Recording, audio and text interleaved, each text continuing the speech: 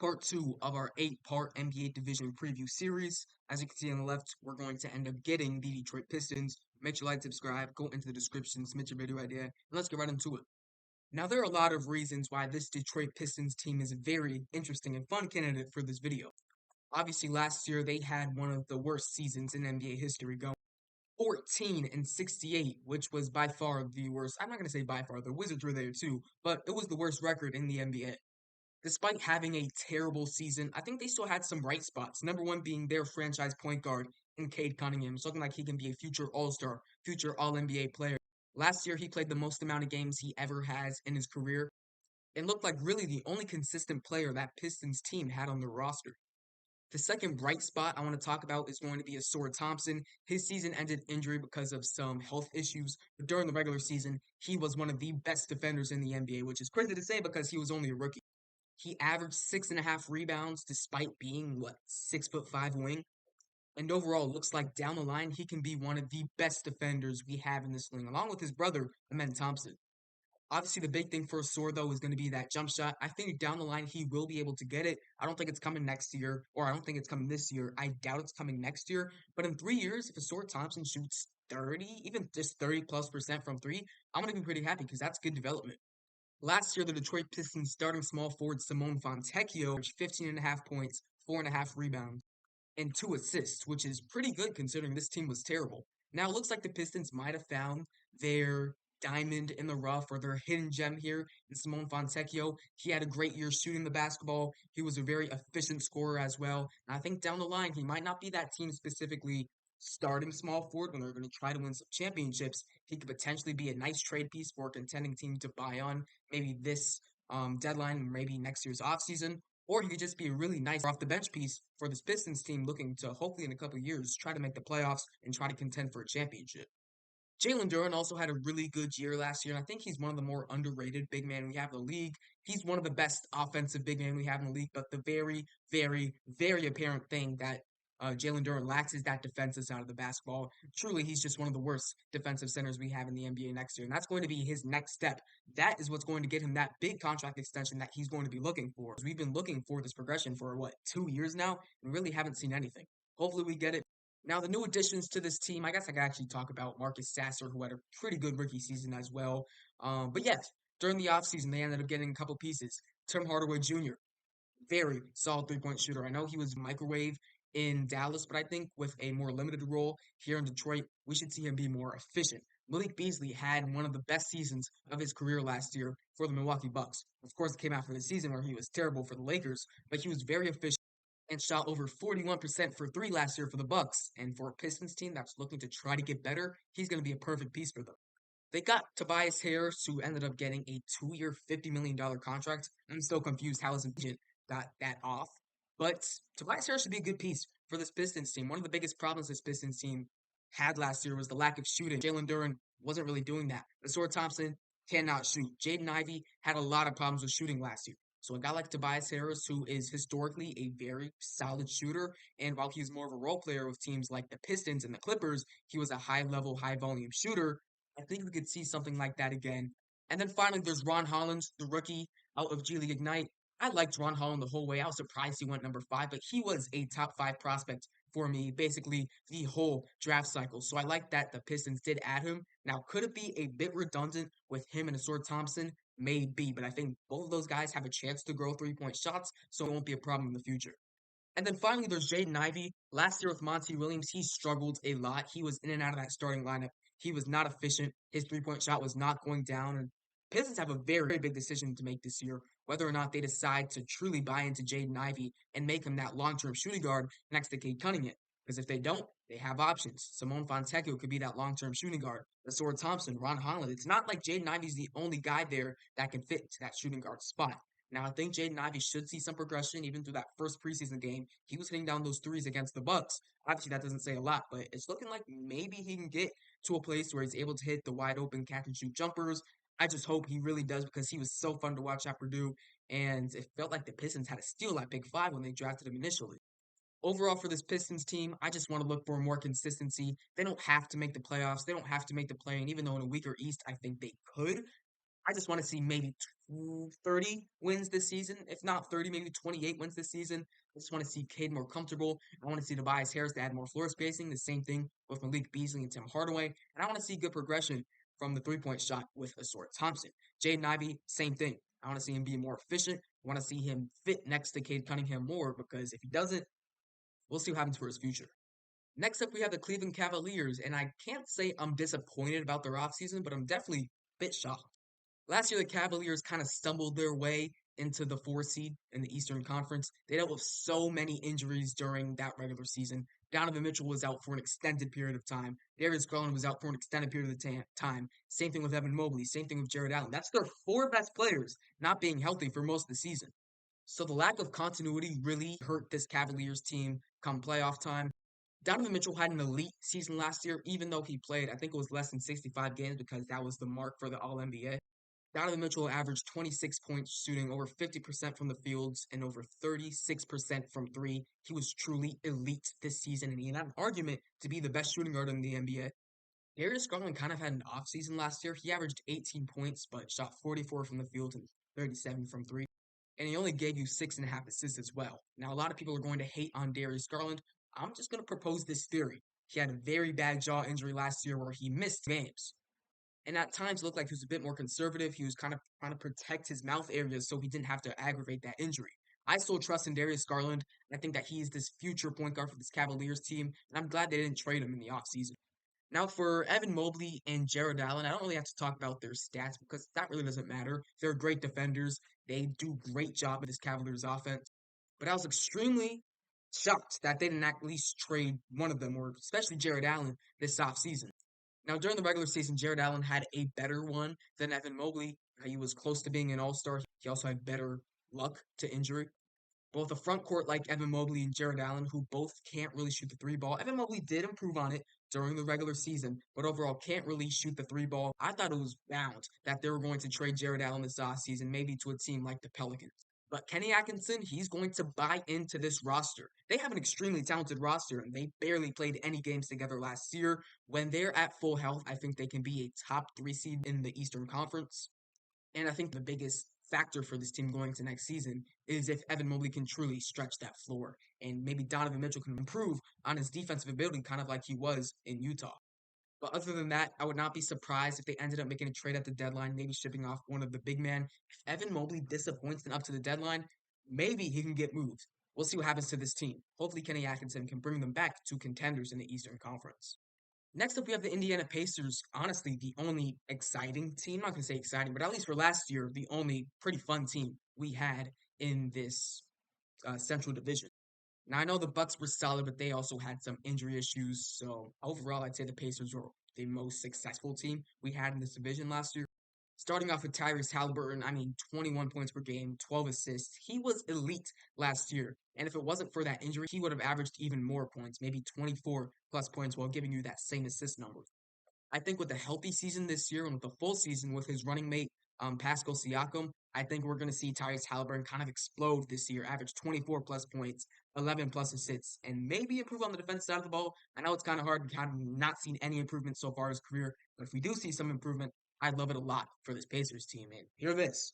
Maybe he's a dark horse MVP candidate because if this Pacers team can end up being that 2 seed in the East, right behind the Boston Celtics, and Halliburton can give you 25 and 12 with solid defense, maybe we can see him become an MVP candidate. Who knows? I like brings to this team.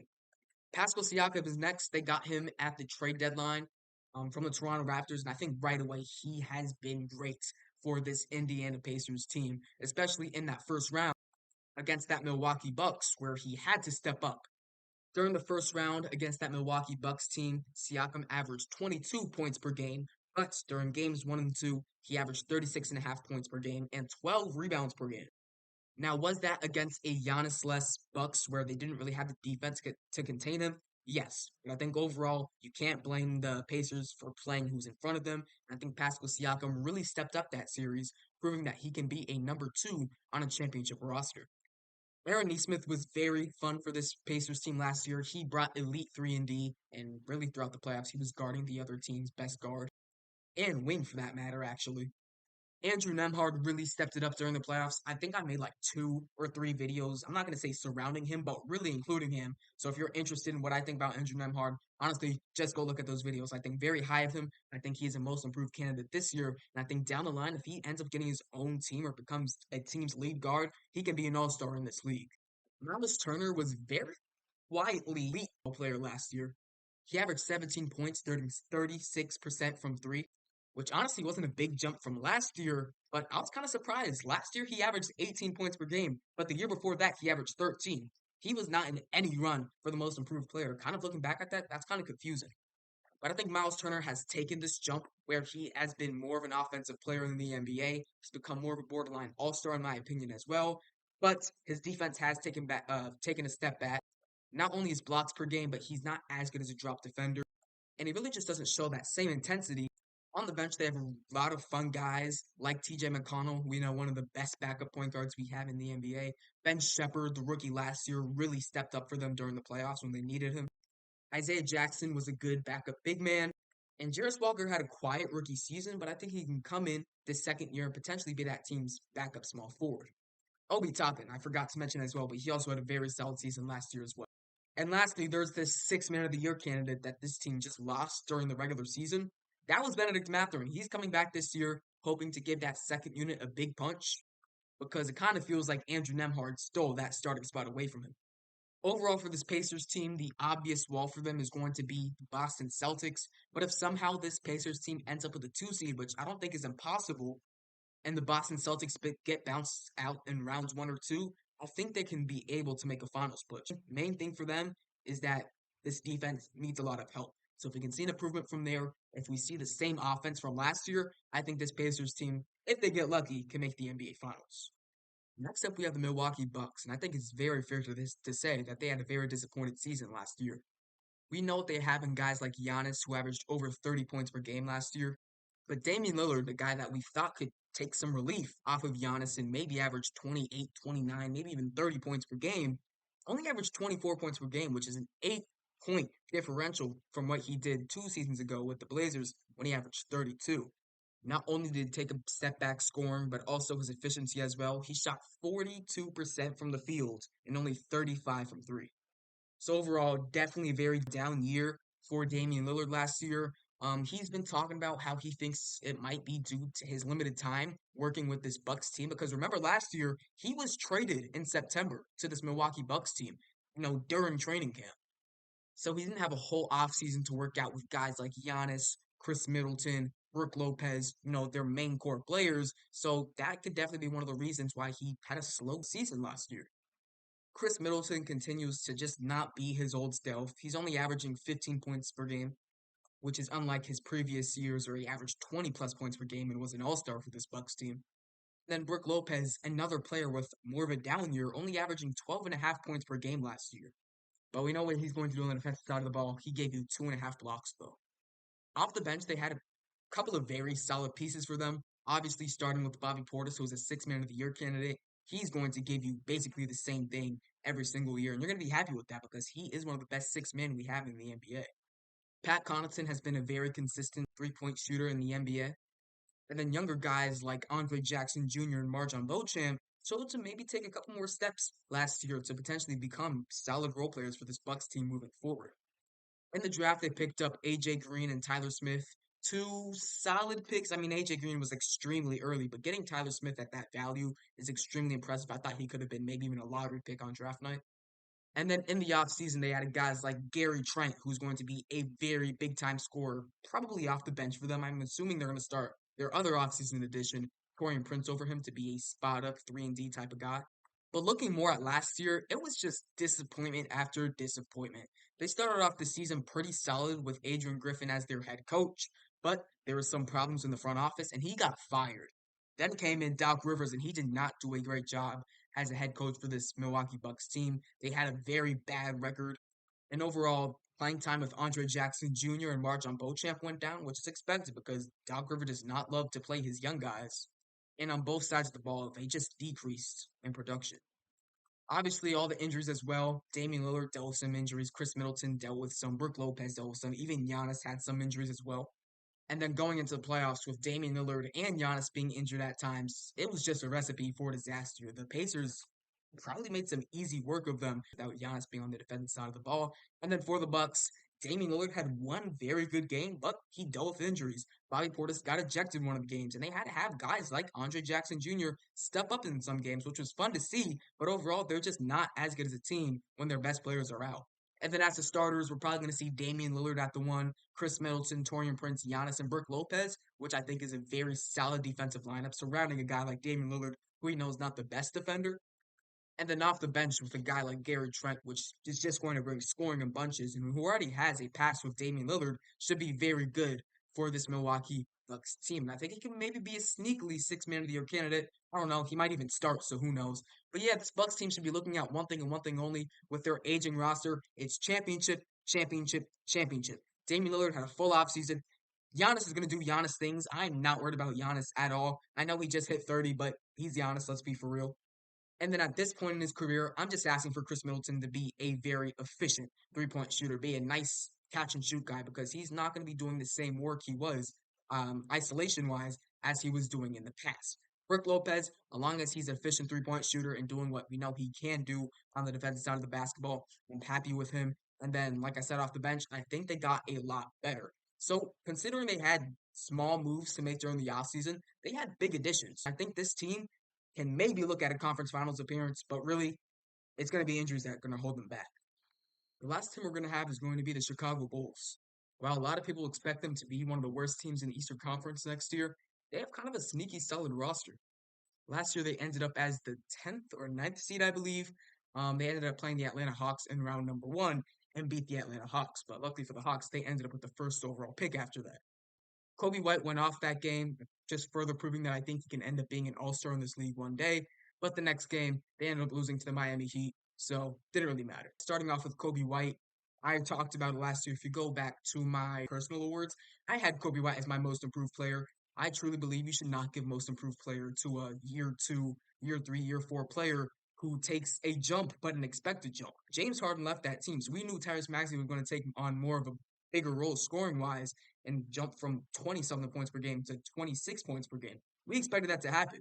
We did not expect Kobe White to go from a lower end role player who just got paid $10 million a year to a potential long term starting point guard for the Chicago Bulls team, a franchise point guard for the Chicago Bulls team, who, if he maybe had this year, season that he had last year, 2 years ago, could be looking at $30+ million.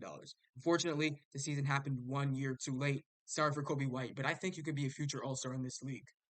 Zach LaVine dealt with a lot of injuries. He had a nice, I think it was a 50-point game to start the season. Since then, big injuries. When he truly had the rumors that he was going to get traded to the Detroit Pistons, he knew he had to sit out the rest of that year because he was not going to become a Detroit Piston. Patrick Williams was solid last year. We know what he's going to give you on the defensive side of the ball. And I think if he is lined up to play to his contract worth, he just got paid last offseason, we should see another very solid year from Patrick Williams, being a 3-and-D power forward type player that can guard guards, but also the bigger forwards in the NBA. Center-wise, Nikola Vucevic has always just been a player I haven't loved.